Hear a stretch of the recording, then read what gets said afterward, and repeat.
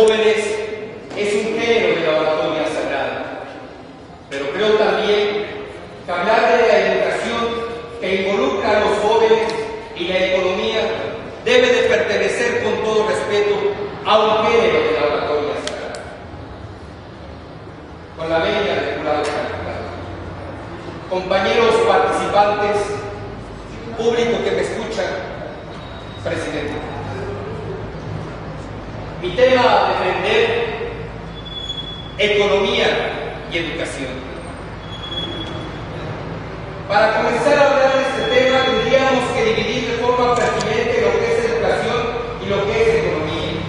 Sin embargo, viéndolo desde una vertiente de política pública, debemos de entender que para toda política pública son necesarios los recursos. Y debemos de conseguir, por otro lado, quién es el eje rector en nuestro país acerca de la educación. En la Constitución de 1917 se conjugaron las aspiraciones, se consumaron las reivindicaciones,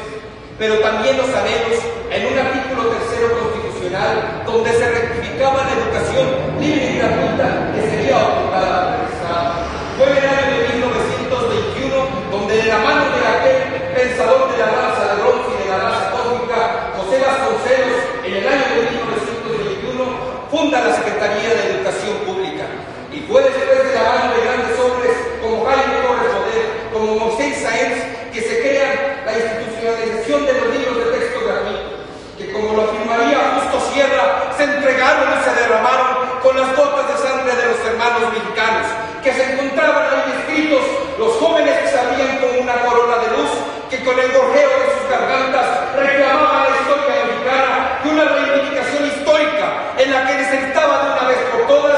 satisfacer las necesidades de los mexicanos a través de una educación libre y gratuita. Actualmente vemos que la educación en México ha tomado dos parteaguas increíblemente separados unos de otros: la educación libre y gratuita contra la educación privada. Y en esta parte fundamental, al evocar la palabra privada, es donde se evoca la economía, donde hemos visto un subsidio que se da inherente y ineficaz por parte del gobierno federal para que son las becas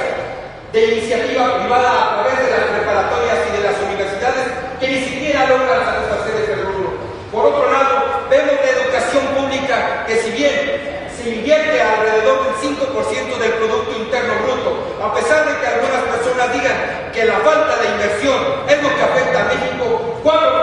se invierte realmente entre los salarios de un gremio de maestros que ha ofrecido una tremenda política. Necesitamos replantear el papel de la educación en México, ya que sin una educación sana, una educación viable y que genere un pensamiento libre, es imposible generar una economía sana.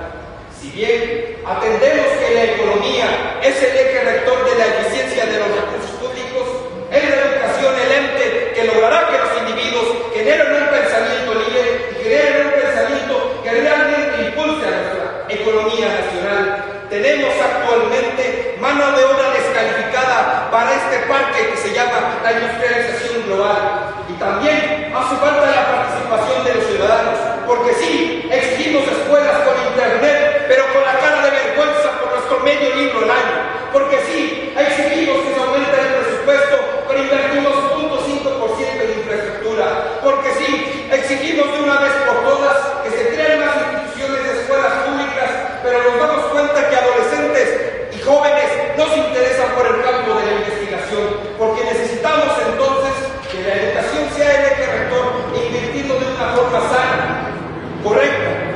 y enviando los recursos necesarios para los campos necesarios en los que se invierta el dinero. ¿Qué es lo que necesitamos para que la educación y la economía sean piezas fundamentales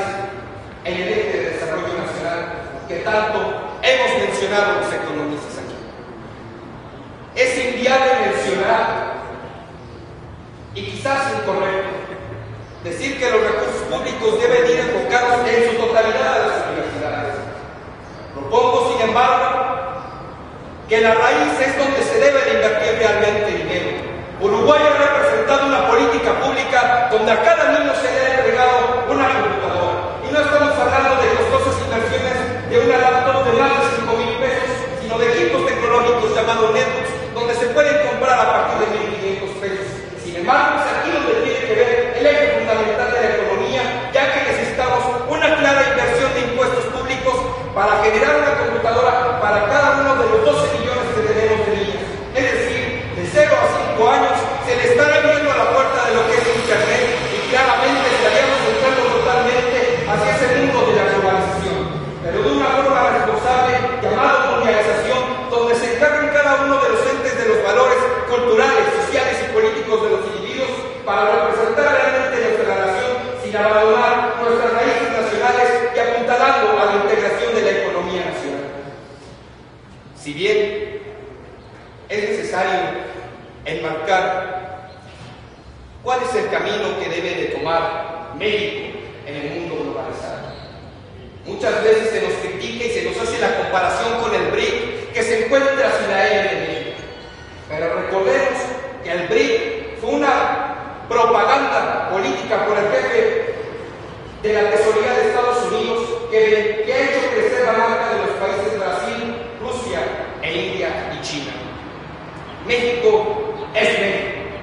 México debe de saber lidiar con sus problemas claramente y en el origen que ha tenido en su clase política.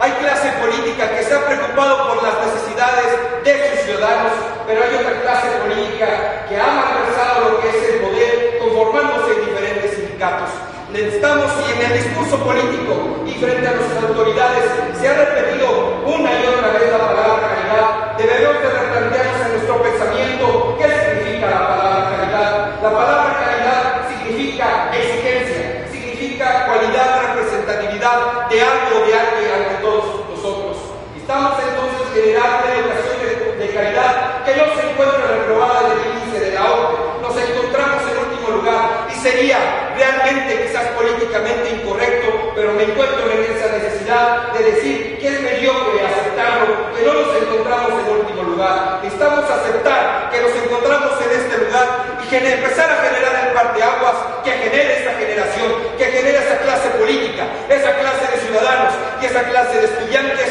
que vayan a las escuelas públicas y que hagan honra de la educación pública, porque si bien la educación privada se fundamenta en un interés privado, debemos de entender que la educación pública es esa base que logrará que México vuelva nuevamente a sentir a su nación. La educación y la economía son sus pilares fundamentales, porque una nación que no entiende que la educación es el origen de todo y la economía a través de políticas hacendarias es lo que se necesita para fundamentarlas,